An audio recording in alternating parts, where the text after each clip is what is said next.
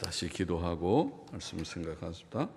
하나님 아버지, 이 주일 오후 저희들이 하나님의 말씀 앞에 있사오니 살아계신 주님, 우리 가운데 늘 함께 계시고 성령으로 영원히 주의 백성들 가운데 계시고 주님 떠나지 않으시겠다고 약속하신 주님, 아버지, 구약 백성들이 누리지 못했던 성령의 충만한 임재를 주님 누리게 하신 주님, 주여 이제도 주의 영, 진리의 영께서 우리의 선생님이 되셔서 하나님의 말씀을 깨닫게 하여 주시고, 인간 목사는 부족하고 늘 모자라는 것밖에 없지만은 하나님의 영, 진리의 영께서 우리 가운데 계셔서 말씀을 감히 전하는 부족한 종과 또 말씀을 함께 사모하여 듣기 위하여 앉아있는 주의 사랑하는 심령들 속에 동일하게 역사하시고 은혜로 역사하시고 또 진리를 늘 깨우쳐 주시고 풍성한 진리의 지식 가운데 있게 하시고 또 그 진리의 말씀이 우리를 주장하여서 온전케 하여서 주를 영화롭게 하는 백성으로 땅 위에서 복되게 살고 평강 가운데 살다가 천국의 영생의 세계에 넉넉히 들어가게 하옵소서. 하나님의 영, 진리의 영께서 역사하시고 뜻을 이루시고 영광을 홀로 거두옵소서. 예수님의 이름으로 기도하옵나이다. 아멘. 아멘. 1절 말씀 보십시다. 그러므로 모든 들은 것을 우리가 더욱 간절히 삼갈지니 혹 흘러 떠내려 갈까 염려하노라. 그러므로라는 말은 앞장에 하나님의 아들 우리 구주 예수 그리스도께서 천사들보다 비교할 수 없이 뛰어나신 분이심으로 그런 뜻이라고 보입니다. 그러므로 예수 그리스도께서 뛰어나신 분이심으로 모든 들은 것이란 예수 그리스도에 관한 사실들을 가리킵니다. 이미 2장 2절 3절에서 말한 대로 1장 2절 3절에서 말한 대로 예수 그리스도께서는 본래 하나님의 영광의 광채이시요 그의 본체의 형상이시며 그를 통하여 모든 세계가 창조되었고 그의 능력의 말씀으로 만물을 붙드시고 죄를 정결케 하는 일을 하셨으며 하나님 보좌 우편에 앉으셨고 만유의 후사이시다. 그것이 1장 2절 3절의 설명이었습니다. 예수님의 독특하신 그런 인격을 증거한 말씀입니다. 이것은 그가 하나님의 아들이시며 하나님의 하시는 일, 곧 창조와 섭리의 일을 하시고 하나님과 동등한 권세와 영광을 누리신다는 사실을 의미합니다. 우리는 우리가 들은 이 모든 진리들, 예수 그리스도에 관한 진리들을 더욱 간절히 삼가야 한다고 말씀했습니다. 간절히 삼간다라는 원어는 주의한다, 주목한다 이런 뜻이고 더욱 간절히 하는 말은 강조하는 그런 표현입니다. 이런 히브리어나 아마 헬라어도 그렇고 강조할 때는 그 단어 동사를 반복해서 하나는 문법적으로는 절대부정사 그러는데 부정사를 쓰고 또 원동사를 쓰고 같은 동사를 두 번 씁니다. 우리는 그냥 번역할 때 더욱 간절히 그렇게 표현합니다.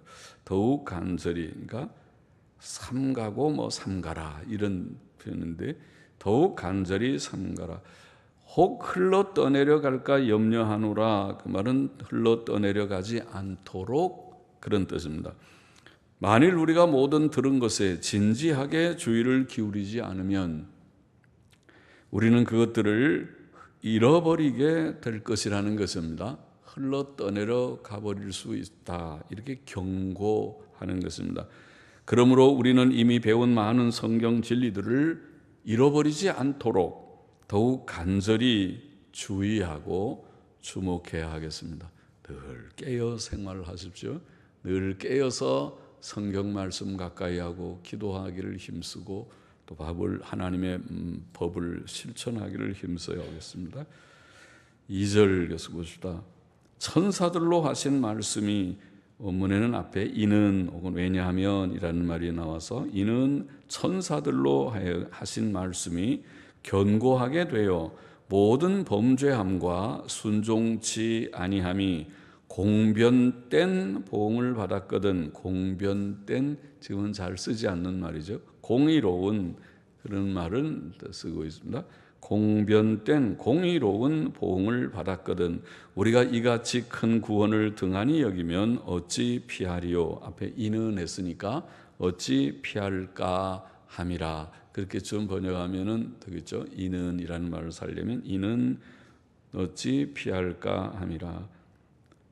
이 구원은 처음에 주로 말씀하신 바요 들은 자들이 우리에게 확증한 바니 하나님도 표적들과 기사들과 여러 가지 능력과 및 자기 뜻을 따라 성령에 나누어 주신 것으로서 저희와 함께 증거하셨느니라. 자, 본문은 우리가 모든 들은 것을 더욱 간절히 삼가야 할 이유를 보입니다. 이유를 말합니다. 천사들로 하신 말씀은 구약시대에 주신 율법을 가리킵니다. 우리가 받은 구원을 이같이 큰 구원이라고 말한 것은 천사들보다 비교할 수 없이 뛰어나신 하나님의 아들 예수 그리스도로 말미암아 주신 구원이며 죄사함과 영생을 주시는 구원이기 때문입니다. 우리가 이같이 큰 구원을 등한히 여기면 우리는 하나님의 공의로운 심판을 피할 수 없습니다. 이것은 우리가 값없이 받은 은혜의 구원을 어떻게 소중히 여기고 간절히 주의하고 주목해야 할 것인지에 대해 말합니다. 천사들을 통해 주신 율법도 어길 때 하나님의 공의의 보응을 받았다면 천사들보다 비교할 수 없이 크신 하나님의 아들 우리 주 예수 그리스도를 통해 받은 구원을 우리가 소홀히 여길 때 얼마나 더 큰 심판을 받겠는가 하는 말입니다. 하나님의 값없이 주시는 구원을 거절하는 자는 영생을 얻지 못할 뿐 아니라 요한복음 3장 36절에 보면 또한 하나님의 진노의 심판을 받을 수밖에 없습니다. 믿는 자는 영생을 얻지만은 믿지 않는 자는 영생을 얻지 못할 뿐 아니라 도리어 하나님의 진노가 그 위에 머물러 있다. 그렇게 표현했죠. 이것은 주 예수님을 믿는 우리가 범죄치 말고 진지하게 순종하며 살아야 할 것을 가르친 말씀입니다. 본문은 이 구원의 확실함에 대해 몇 가지로 증거합니다. 첫째로 이 구원은 처음에 주로 말씀하신 바이다. 그렇게 말합니다. 구원의 복음은 주 예수 그리스도께서 친히 증거하신 내용입니다. 마가복음 1장 15절 마가복음의 제일 처음에 나오는 것이죠. 가라사대 때가 찼고 하나님의 나라가 가까웠으니 회개하고 복음을 믿으라 하시더라. 주님께서 복음을 전하시기 시작하시면서 하신 말씀이죠. 때가 찼고 하나님의 나라가 가까웠으니 회개하고 복음을 믿으라. 주님 자신이 증거하신 것이 복음이고, 둘째로 이 구원은 주 예수 그리스도의 말씀을 들은 자들이 우리에게 확증한 바라. 본문에 그렇게 말하고 있죠. 들은 자들, 주 예수 그리스도의 말씀을 들은 자들은 주 예수님을 직접 보고 듣고 따랐던 제자들을 가르쳐주요. 히브리서 저자가 들은 자들과 우리를 구별한 것을 보면 그는 예수님의 말씀을 직접 들은 제자들에게 속하지 않았습니다. 히브리서 저자는 사도 바울이라고 생각합니다. 우리가 초대교회의 정경을 결정하는 회의에 보면은 히브리서는 공동서신에 들어가지 않고 바울서신 속에 넣었습니다. 흥미로운 것은 바울서신 중에도 끝에 아니고 중간에 들어가 있습니다. 소위 목회서신이라는 디모데전서, 후서, 디도서가 오히려 뒤에 나와 있고 그 전에 히브리서가 들어와 있어요. 순서적으로. 그러나 앞에 저자가 분명히 바울이라고 말하고 있지 않아서 변론이 있고 다른 견해가 있는 것도 사실이지만은 그러나 바울밖에 이렇게 놀라운 성경을 쓸 자가 없을 것이라고 보입니다. 제자들, 그래서 바울은 주님의 12제자가 아니죠. 나중에 결국 예수님의 제자가 된 자이죠. 그래서 목격한 제자들과 자신을 구별한 것이 아닌가 생각합니다. 그러나 주 예수께서 직접 가르침을 받았던, 예수께 직접 가르침을 받았던 제자들은 구원의 복음을 확증했습니다. 그들은 예수 그리스도의 말씀을 직접 들었고 그가 행하신 기적들을 직접 보았던 증인들, 즉 목격자들, 목격적 증인들이기 때문입니다. 사도행전 2장 32절을 보면 그들은 이 예수를 하나님이 살리신지라 우리가 다 이 일의 증인이로다, 그런 표현을 했죠. 그래서 예수님에 관해서 예수님의 기적과 죽음과 부활에 대한 모든 사실들을 그들은 눈으로 직접 보았고 경험했기 때문에 증거했던 것입니다. 셋째로, 하나님도 기적들과 초자연적인 은사들로 함께 증거하셨다. 본문은 그렇게 말합니다. 여기 보면 표적과 기사와 능력이라는 표현이 나오는데 이것은 기적을 표현하는 성경의 세 단어이죠. 표적이라는, 사인이라는 말은 하나님께서 그것을 통해 어떤 진리들을 보이시는, 증거하시고 확증하시는 것을 보이는 단어고, 기사, wonder라는, 기사라는 말은 그것이 사람들에게 놀라움을 줌을 나타내는 말이고, 또 능력이라는 말은 말 그대로 하나님의 능력을 보입니다. 표적, 기사, 능력, 것이 기적을 표현하는 말입니다. 또 성령에 나눠주신 것이라는 표현은 성령의 은사들, 특히 성령의 초자연적 은사들, 즉 방언, 예언, 병고침, 기적행함 등을 가리킵니다. 자기 뜻을 따라라는 말은 하나님께서 자신의 기쁘신 뜻을 따라 사람에게 성령의 은사를 나눠주심을 의미합니다. 기적들과 성령의 초자연적 은사들은 하나님께서 직접 구원의 복음을 증거하는 수단들로 사도시대에 사용되었습니다. 자, 이와 같이 성경이 증거하는 구원은 여러 면으로 확증된 확실한 것이요, 결코 불확실한 어떤 것이 아닙니다. 우리가 받은 구원은 주 예수 그리스도께서 친히 증거하신 바였고 그의 교훈들과 행한 일들을 직접 본 제자들이 확증한 바였고, 또한 하나님께서도 기적들과 성령의 은사들로 친히 증거하신 바이었습니다. 만일 우리가 이렇게 확실한 구원을 소홀히 여기고 등한히 여긴다면 그것은 큰 잘못입니다. 5절 계속 보십시다. 하나님이 우리의 말한 바 장차 오는 세상을 천사들에게는 복종케 하심이 아니라 오직 누가 어디 증거하여 가로되 사람이 무엇이간데 주께서 저를 생각하시며 인자가 무엇이간데 주께서 저를 권고하시나이까. 저를 잠깐 동안 천사보다 못하게 하시며 영광과 존귀로 관시우시며 만물을 그 발 아래 복종케 하셨느니라 하였으니, 만물로 저에게 복종케 하셨은즉 복종치 않은 것이 하나도 없으나 지금 우리가 만물이 아직 저에게 복종한 것을 보지 못하고 오직 우리가 천사들보다 잠깐 동안 못하게 하심을 입은 자 곧 죽음의 고난 받으심을 인하여 영광과 존귀로 관쓰신 예수를 보니, 이를 행하심은 하나님의 은혜로 말미암아 모든 사람을 위하여 혹은 각 사람을 위하여 죽음을 맛보려 하심이라. 우리의 말한 바 장차 오는 세상은 복음의 내용인 천국을 가리키죠. 5절의 말씀.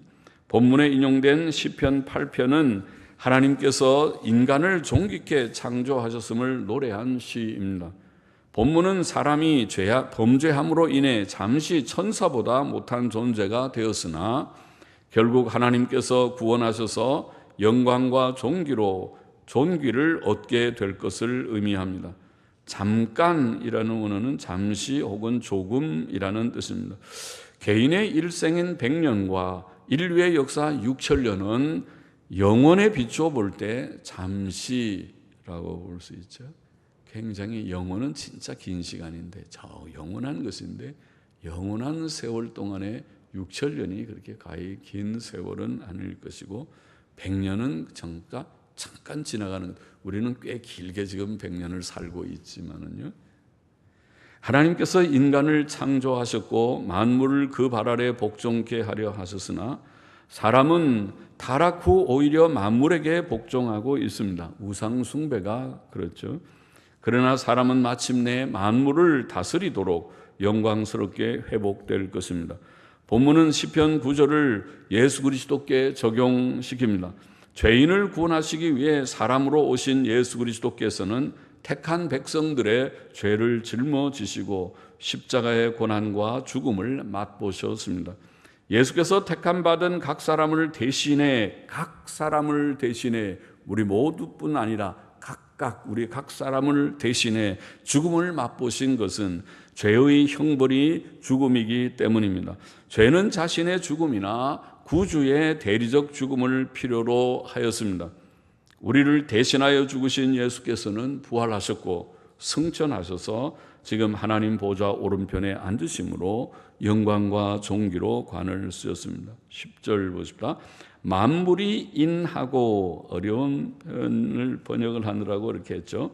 만물이 인하고 라는 이 표현은 만물이 그분 때문에 있고 라는 그런 표현입니다. 만물이 그에게서 기인하고 그에게서 그가 원인자가 되고, 이런 표현입니다. 어려운 표현이죠. 만물이 인하고 만물이 말미암은 자에게, 그로 말미암아서, 그러니까 하나님을 가리키는 말이죠. 창조주 하나님께로부터 만물이 다 기원했고 또 창조주 하나님으로 말미암아 온 만물이 다 형성이 되었다, 그런 표현이죠. 만물이 인하고, 원인의 그 인하고 만물이 말미암은 자에게는 많은 아들을 이끌어 영광에 들어가게 하시는 이래. 많은 아들은 택함 받은 자들입니다. 이래 저희 구원의 주를 고난으로 말미암아 온전케 하심이 합당하도다. 많은 아들들을 이끌어 영광에 들어가게 하시는 일이 하나님의 구원 사역입니다. 구원 사역입니다. 구원의 목표는 영광, 죄가 하나도 없는 상태입니다. 구원의 주를 고난으로 말미암아 온전케 하심이 합당하다는 말은 인간 예수께서 고난을 받으심으로 온전한 구주가 되셨음을 말합니다. 11절에 거룩하게 하시는 자와 거룩하게 함을 입은 자들이 다 하나에서 난지라.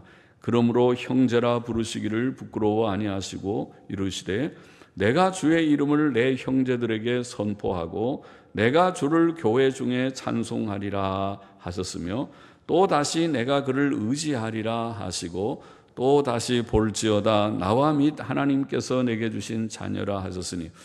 자, 거룩하게 하시는 자는 예수님을 가리키고 거룩하게 함을 입은 자들은 우리를 가리켰습니다. 거룩하게 하시는 자와 거룩하게 함을 입은 자들이 다 하나에서 났다는 말은 예수 그리스도의 인성이 우리와 같다는 뜻입니다. 우리가 신성을 가질 수는 없습니다. 예수님의 인성이 우리와 같다는 뜻입니다. 그러므로 부활하신 예수 그리스도께서는 제자들을 형제라고 부르셨습니다. 메시아 예언시인 시편 22편 22절에서도 그는 성도들을 내 형제들이라고 부릅니다. 우리가 예수님과 감히 형제입니까? 예수님은 신이신데, 하나님의 아들, 영원하신 하나님이신데, 그러나 예수님은 또한 사람이시기 때문에, 인성을 가지셨기 때문에, 인간 본질을 가지셨기 때문에 우리를 형제라고 불러주시고, 이것은 황공한 일이죠.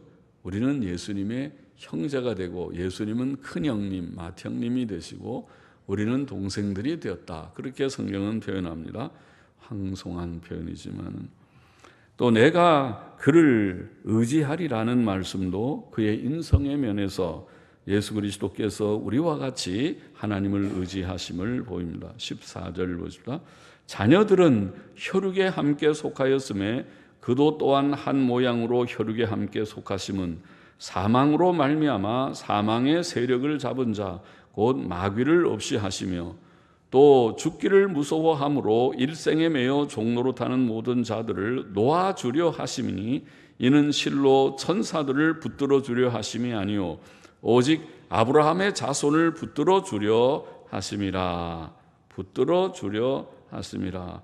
자, 붙들어 준다는 말은 돕는다 이렇게 번역할 수도 있고, 영어 성경 근래의 영어 성경들 NASB나 NIV 성경은 그렇게 번역을 했습니다. 예수께서 성도들과 같이 사람이 되신 것은 그들을 돕고 구원하기 위함이었습니다. 예수께서 사람이 되신 목적을 본문은 네 가지로 표현합니다. 첫째, 사망으로 말미암아 사망의 세력을 잡은 자 곧 마귀를 없이 하기 위함이라 이렇게 표현합니다. 마귀는 죄와 어두움의 세계의 왕과 같은 존재입니다. 죄의 결과는 사망이므로 그는 또한 사망의 세력을 잡은 자로 표현됩니다. 그러나 예수 그리스도께서는 택자들의 모든 죄와 그 형벌을 담당하여 죽으심으로 마귀의 권세를 파하셔서 마귀가 이제는 우리를 너 죽어, 넌 죽는다, 죄인이니까 너는 죽는다 하고 우리를 죽음으로 위협하거나 주장하지 못하게 하셨다. 왜? 예수님께서 우리의 죄를 씻어주시니까 이제는 죄의 결과인 사망이 우리를 지배하지 못하게 됐습니다. 영원한 생명을 우리가 얻는 자가 됐습니다. 예수님 때문에. 둘째로, 죽음의 공포에서 일평생 종노릇하며 살던 모든 자를 해방시키기 위함이라 그렇게 표현했습니다. 사람은 죽음의 공포 속에 살고 있죠. 너 죽어 하는 말이 아마 제일 무섭죠. 아파 죽을까 봐, 맞아 죽을까 봐, 굶어 죽을까 봐. 죽음을 초연하면 죽는 거 겁내자. 죽여라. 누가 죽이려면 너 죽어 그러면 죽여라. 죽으면 난 천국 가니까. 네가 나를 죽이면 날 빨리 천국 가게 한 나 천국 가고 싶어 죽겠다. 나도. 그러니까 죽여라. 그러는 사람 무섭죠.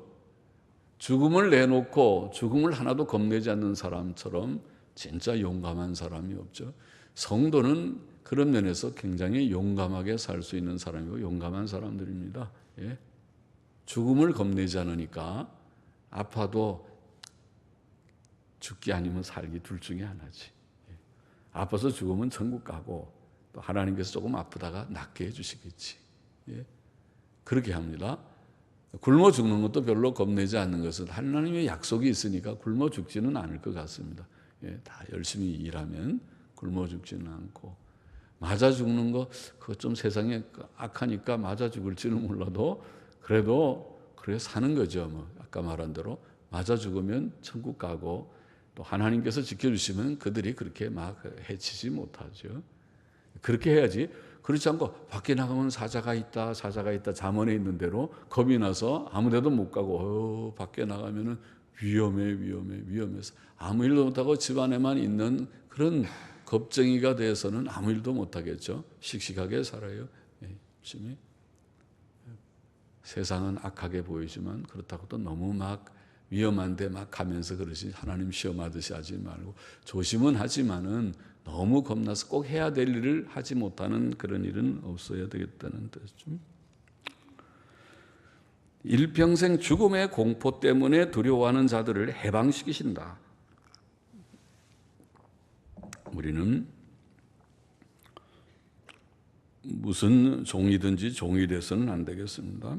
그래서 죄의 종도, 돈의 종도, 마귀의 종도, 죽음의 두려움까지도 우리를 주장하지 못하게 자유로운 자로 살아야 돼요. 셋째로 17절 보십시다. 그러므로 저가 범사의 형제들과 같이 되심이 마땅하도다. 이는 하나님의 일에 자비하고 충성된 대제사장이 되어 백성의 죄를 구속하려 하심이라. 자기가 시험을 받아 고난을 당하셨은즉 시험 받는 자들을 능히 도우시느니라. 셋째는 구원의 일, 하나님께서 구원의 일에 있어서 자비하고 충성된 대제사장이 되게 하셨다. 예수님을 자비하고 충성된 대제사장이 되어서 백성의 죄를 구속하려 하심이었다. 예수님이 사람이 되신 지금 목적을 여기에 설명하기를, 그것이 중요한 것이죠. 그것이 복음의 핵심이라고 오전에도 제가 말씀드렸죠. 예수님의 십자가의 죽으심이 복음의 핵심이다. 그래서 예수님을 히브리서는 대제사장이라고 부릅니다.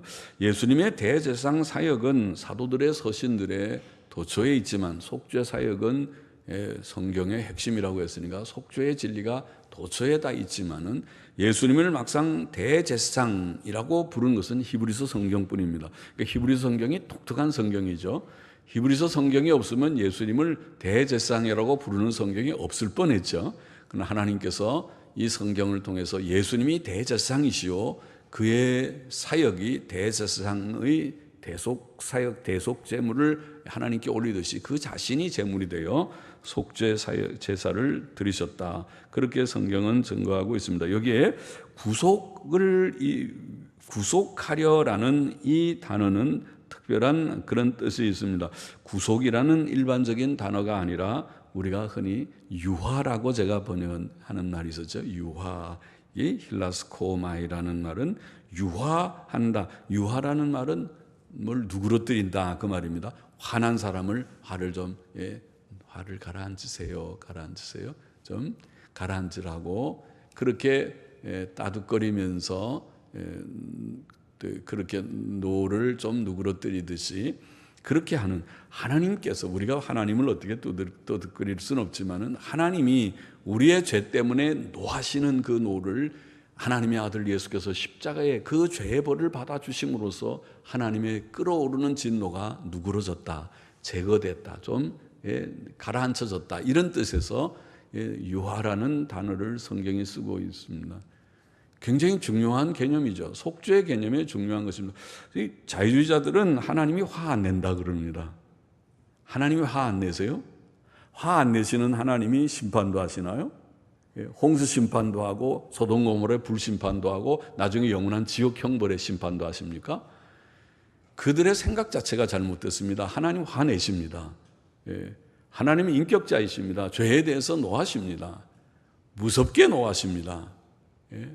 하나님의 진노가 무섭습니다. 그래서 속죄라고 하는 개념이 유화 개념이 성경적 개념입니다. 자유주의자들은 하나님이 진노하지 않는다고 말하고 속죄의 유화 개념은 이건 저 이방 종교의 개념이고 기독교 개념이 아니다. 이런 잘못된 사상을 가지고 있습니다. 틀린 사상입니다. 속죄는 유화는 성경적 개념입니다. 아주 성경적인 그런 진리입니다. 여기에 구속이라고 번역한 말이 바로 유화. 영어 성경, 옛날 영어 성경은 그런 번역을 했습니다. propitiation이라는 말이 로마서 3장에도 나오고 요한일서에도 나오고 히브리서의 이 구절도 아마 번역했으면 제가 확인 안 했지만 그렇게 번역했을 것입니다. 번역해야만 되는 것입니다. 유화라는 말은 바로 이 개념입니다. 성경적 속죄 개념입니다. 넷째는 친히 시험과 고난을 당하심으로 이 세상에서 많은 시험과 고난을 받는 택한 백성들을 도우시기 위함이다. 감사한 말씀이죠. 주님이 인성을 가지시고 우리와 같이 형제가 되셔서 인간 본질을 취하시고 성육신하여 땅에 오셔서 33년의 세월을 사신 것은 어린 시절을 겪으시고 어릴 때 어떻게 동네 친구들하고 노셨는지 아니면 혼자 지나셨는지는 몰라도 어린 시절의 이야기는 별로 없죠. 12살 때 유월절 때 부모님하고 부모님하고 예루살렘 성전에 올라간 얘기만 나와 있죠. 그리고 30살 될 때 공적인 전도 사역을 하셨다. 거기부터 누가복음에 나오는 대로 시작입니다. 그래서 3년 동안 공적 생활을 해서, 그러나 33년의 긴 세월을 이 누추한 죄 많고 모순투성이이고 이 여러 가지 누추한 세상의 현실 속에서 생활하셨습니다. 그래서 우리 인간이, 우리 사람이 이 세상을 살 때 겉으로 보면 다 고상하고 근사한 것 같지만 사람 사는 것이 다 비슷하잖아요. 사람들이 누가 집에 찾아온다면 아이고 누추해서 안 돼요, 우리 집 보면 안 돼요, 그러지만 그 집이나 이 집이나 똑같을 거예요. 그 집도 치워놓지 않으면은 마찬가지고 이 집도 그렇고 사람 사는 것이 다 그만하지. 고상하면 얼마나 고상합니까? 예. 사람이 그렇잖아요. 그러나 또 고상한 존재이죠. 이 누추한 보잘것없는 사람이 그래도 훌륭한 생각을 가지고 훌륭한 말도 하고 훌륭한 일도 해내는 유능한 그런 인물이 되고 하는 걸 보면 훌륭하죠. 하나님께서 훌륭하게 쓰시지만은 그러나 사람이 그렇게 대단하지 않은 존재란 말이죠. 그러니까 우리의 연약을 주님이 아신다는 것입니다. 물론 우리의 훌륭함도 하나님의 은혜지만은 우리의 연약을 아시기 때문에 우리가 때때로 실패하고 어떤 때는 낭망하고 어떤 때는 세상 사는 것들이 정말 짜증나고 다 보기 싫고 다 모든 걸 훌훌 털어버리고 저 어디 조용한 데 가서 내가 좀 편안하게 살고 싶고 그런 마음을 사람들이 가질 수 있는 것이 세상의 현실이겠죠. 어디 자꾸 탈출하려고 그런다 그러죠. 어디 좀 젊은이들은 답답하게 있으면은 제발 날 좀 나와달라고 어디 멀리 가고 조금만 약간만 마음에 병이 들면은 더 그렇죠. 어디 티켓 끊어서 저 세계 여행을 자꾸 가고 저 미국도 가고 독일도 가고 어디 자꾸 가려고 그래요. 젊은이들은 얼마나 답답하면 그러겠어요. 이해는 되지만은 이 사람의 사는 것이 이런 현실 속에서 우리가 살고 있는 것이지만은 이것을 주님이 이해하신다 말이죠. 주님이 친히 그것을 경험하시고 마귀의 시험도 받으시고 죄의 유혹도 받으셨을 것입니다. 인생을 죄는 짓지 않으셨지만은 죄의 유혹을 왜 받지 않았겠습니까? 받으셨으나 죄를 이기셨겠죠. 유혹이 전혀 없는 것이라면 우리와 같은 인간이 아니시겠죠. 그러나 주님은 우리와 같은 모든 시험과 연약과 슬픔과 고난과 모든 짜증스러운 현실과 모든 이 부조리한 현실들을 주님은 다 경험하신 자이란 말이죠. 지금 시대도 어떤 때는 답답한데 주님이 살던 지금부터 2000년 전의 시대는 오직 했겠습니까? 사회가. 오직 하면 하나님의 아들을 십자가에 못 박아 죽이는 그런 죽여라 데모군중, 촛불 시위보다 더한 거지. 데모군중이 일어나서 죽여라 하는 그런 때입니까? 그러니까 바르게 생각하는 사람들은 그런 데서 신경쇠약이 걸려서 못 산다고 그러죠. 우리가 일제시대나 그런 시대를 거치면서는 이 사회 돌아가는 걸 보면 내가 신경이 쓰여서 신경쇠약이 다 병에 걸려요. 마음의 병이 걸려서. 그걸 폭파하는 거죠. 그 속에 견디지를 못해가지고 사회에 돌아가는 것이 마음에 그런 정도로 이 사회의 현실이 그런 시대가 얼마든지 있고 그렇지만은 그런 시대 속에서 우리가 주님이 사셨기 때문에 아시기 때문에 우리를 도우시고 위로하시고 힘내라. 그래서 잘할 수 있어. 너는 할 수 있어. 그런데 이런 세상을 다 살고 이런 세상을 변화시켜야 되는 거지. 열심히 살면 소금과 빛이 되면 조금씩 변화될 거야. 그리고 또 자기들이 잘 깨닫지 못하면 자업자득이지. 깨닫지 못하면 또 그렇게 다 고생을 하면서 저 서양의 나라들도 다 그런 역사를 거쳐서 그렇게 고생도 하다가 점점 발전한 것이 자유민주주의지. 자유민주주의고 대의정치라는 게 하루아침에 된 것이 아니고 옛날에야 서양은 전부 입헌군주제 아닙니까? 전부 다 군주들, 귀족들 그렇게 다 지나다가 그것이 변해서 민주주의가 되고 자유를 누리는 것이 그렇게 역사가 오래되지 않았을 것입니다. 여러분들이 공부하시는 지식인들은 알듯이 자유를 누리는 것이 그렇게 인류의 역사에서 오래되지를 않았습니다. 우리나라가 1948년 이후 이런 자유를 누리는 것은 특권입니다. 사실은 1948년 재헌헌법이 자유민주주의를 채택하지 않고 우리가 다른 방향으로 나갔다면 그때도 논쟁이 있었다고 하지만은 그래도 이렇게 자유민주주의와 시장경제라는 것을 확고히 하고 또 고집불통이게 보이는 대통령이 미국을 발목을 딱 잡아서 한미동맹 한미동맹을 맺은 것은 이 세계 어느 나라도 거의 없는 일이라고 하죠. 그래서 한미동맹을 맺어놓아서 그러니까 이 나라가 6.25 전쟁을 이기고 6.25 전쟁의 폐허 속에서도 이만큼 안전했습니다. 발전할 수 있습니다. 그렇지 않고 불안하면은 이 나라가 발전하지 않았습니다. 누가 투자합니까, 이 나라에? 전쟁이 내일 일어날 것 같으면 돈 다 빼나가 버릴 것입니다. IMF가 그때 왜 왔습니까? 뭐가 조금 불안하니까 다 돈 빠져나가니까 금방 그냥 확 경제 위기가 오지 않았습니까? 안보가 튼튼하지 않으면 경제는 그 다음날 갑자기 무너질 수도 있습니다. 그러나 이 나라가 이렇게 발전한 것은 하나님의 긍휼과 은혜라고 저는 믿습니다. 앞으로도 계속 그렇게 되기를 바라지만요. 히브리서 2장의 교훈을 정리해 보십시다. 첫째로 우리는 우리에게 주신 이 크고 확실한 구원을 잘 보존해야 된다. 이것이 주된 중요한 교훈이죠. 실제적 교훈입니다.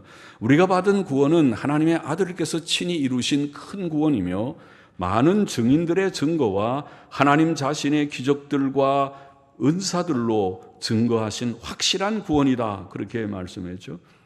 우리가 아무리 귀한 보화를 가지고 있다 할지라도 우리가 그것을 잘 보존하지 못하고 잃어버리거나 도적을 맞는다면 그것이 무슨 가치가 있습니까? 암만 귀해봤자죠. 귀해도 누가 훔쳐가 버리면은 내 것이 못 되는 거예요. 귀한 보화일수록 보관도 잘해야 됩니다. 구원이 귀한 구원인데, 이 큰 구원인데 흘러 떠내려가지 않도록 잘 지키라. 이것이 교훈이죠. 하나님께서 주신 가장 가치 있는 구원을 잃어버리지 않도록, 마귀에게 도적 맞지 않도록 하라는 뜻이라고 생각할 수 있습니다. 신앙생활은 사람 편에서 성실한 노력이 필요합니다. 우리는 하나님께서 주신 이 고귀한 구원을 잃어버리지 않도록 더욱 간절히 강조하는 표현이죠. 더욱 간절히 주목하고 조심하라. 늘 말씀을 열심히 읽고 또 들을 때 예배당에서 부족한 목사들이 전하는 말씀을 진지하게 들어보려고 애쓰고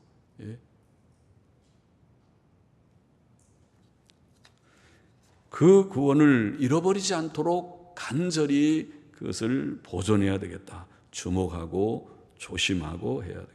둘째로 예수 그리스도께서는 자비하고 충성된 대제사장으로서 그의 고난과 대속의 죽음은 우리의 죄를 위한 하나님의 진노를 누그러뜨리시는 그런 죽음이었다. 그것을 증거하고 있습니다. 예수님의 속죄 사역에 대해서 증거하고 있습니다. 예수 그리스도의 십자가는 오전에 말씀드린 대로 그것은 기독교의 핵심이고 예수님의 사역의 핵심입니다. 그 핵심의 내용은 속죄고 그것은 대속의 의미라고 했습니다. 예수님의 대속의 죽음을 통해 우리는 죄 사함을 얻었고 의롭다 하심의 구원을 얻었고 영원한 생명을 얻었습니다. 셋째로 예수 그리스도의 대속 사역은 사망의 세력을 잡은 마귀를 없이 하시며 죽음의 두려움에서 일평생 종노릇하며 살던 우리를 해방시키기 위함이다. 그렇게 말씀했습니다. 해방했습니까? 이제는 사망의 두려움, 사망의 두려움, 또 이 사망을 가지고 우리를 위협하는 마귀의 권세로부터 해방했습니까? 다 해방된 우리가 되기를 원합니다. 그것은 주님이 죄의 문제를 해결하셨기 때문에 죄책과 죄의 형벌을 단번에 십자가에서 죽음으로 준 그것을 담당하셨기 때문에 죄책과 죄의 형벌이 단번에 제거되었기 때문에 이제 마귀의 권세가 더 이상 우리를 위협하지 못하게 되었다. 죽음의 두려움이 더 이상 우리에게는 두려움이 되지 못한다. 거기에서 해방되었다. 그렇게 말씀을 하셨고, 넷째로 우리의 자비하고 충성된 대제사장이신 예수 그리스도께서는 이 세상에 계실 때 친히 마귀의 시험을 받으셨기 때문에 이 세상에서 많은 시험과 고난을 받는 그의 택한 백성들을 도우실 수 있다. 감사한 말씀이죠. 그래서 우리는 이 세상에서 어려운 세상의 현실을 우리가 어릴 때는 잘 모르지만은 나이가 들면서 이제 다 느끼면서 사는 거죠. 젊을 때는 아직 실감이 좀 많이는 못하지만 점점 나이가 들수록 인생이 이런 것이로구나 하는, 인생의 쓴맛을 좀 본다고 하니까 고난이라고 하는 것을 경험을 하게 되죠. 일찍 경험하면 철이 좀 일찍 들고, 조금 더디게 경험하면 철이 좀 늦게 드는 것뿐이지만은 인생의 고난을 경험하면서 이것이 인간이로구나. 인간이 그렇게 좋은 것만이 아니라, 삶이 좋은 것이 아니라 굉장히 어두운 면이 있구나, 힘든 고난의 면이 있구나, 이런 것을 느끼지만은 그런 고난을 우리가 통과할 때 나를 도우시는 자가 주님이시다. 친히 이 모든 일을 경험하신 주께서 우리를 동정하시고 우리를 도우신다. 이렇게 오늘 본문은 우리에게 증거해 주었습니다. 하나님께서 우리에게 주신 이 큰 구원, 이 큰 구원, 예수 그리스도의 십자가 대속 사역으로 이루신 이 구원을 우리는 감사히 받고 또 하나님 앞에서 누리고, 어려울 때 낙심하지 말고 하나님 도와주세요, 도우심을 우리가 믿고, 또 죽음의 공포를 너무 겁내지 말고 하나님께서 우리에게 주신 그 은혜를 쫓아서 우리도 씩씩하게 살아요. 죽지 않으면 살 거라고 생각하는 거죠. 그래서 죽으면 천국 가고 하나님께서 우리를 살리시면 주의 영광에서 내가 힘있게 살다 가리라, 이런 마음으로 열심히 살아가는 우리가 되면서 하나님이 우리에게 주신 이 큰 구원을 흘러 떠내려가지 않도록 잘 붙들고 주목하고 주의하는 우리가 되기를 소망합니다. 기도하십시다. 하나님 아버지, 오늘도 히브리서 2장에서 증거하여 주신 하나님의 진리를 마음에 좀 새기고, 또 우리에게 얼마나 큰 구원, 이 대속의 은혜, 우리의 유화의 이 은혜가 얼마나 큰가 하는 것을 기억하게 하여 주시고, 죽음의 공포, 마귀의 권세로부터 자유케 하심을 누리는 자들이 되게 하시고, 또 많은 고난의 현실을 통과하는 저희들이지만은 그 가운데서도 하나님의 위로와 도우심을 구하며 체험하게 하여 주시고, 이 큰 구원, 하나님의 아들이 우리에게 주신 이 놀라운 구원을 잃어버리지 않도록 늘 붙들고 주목하고 주님 그 말씀을 쫓아서 충실하게 살아가는 저와 우리 모두가 되게 하여 주옵소서. 예수님의 이름으로 기도하옵나이다. 아멘. 아멘.